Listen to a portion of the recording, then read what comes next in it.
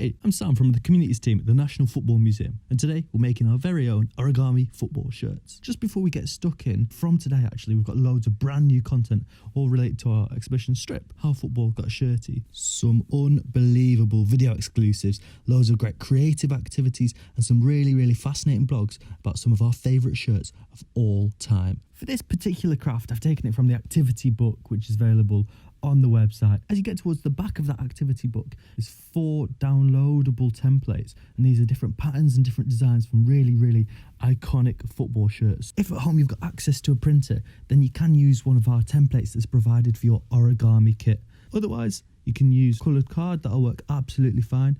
We need it to be A5 size, any colour you like really to represent your team. Okay, so the first thing you want to do is grab your coloured card and you just want to fold it down the middle lengthways. Then we're just going to use our pen to press down the creases really firmly. Next, for both of these sides, we want to fold them in half again. So essentially we're separating the A5 sheet into quarters. Now you want to make a diagonal fold in the top corner, so from the middle to the outside. I'd say you want to make that fold around 3 to 4 centimetres down. If you start this on one side and repeat on the other, you should be left with a sort of V shape. When you've completed this, if you turn the paper around and flip it upside down, so the V we talked about is now facing the table and the bottom, you can then make a fold a centimetre and a half from the top in a straight line. This is really important. This is going to form the collar of your shirt. Now flip the paper back over and we simply fold the corner, starting with the right over towards the centre and then repeating on the left. So the 2 corners should be just about meeting in the middle. What we need to do for this last step, guide the bottom of the shirt towards the top and slide it in just beneath the collar. Press the base firmly and voila,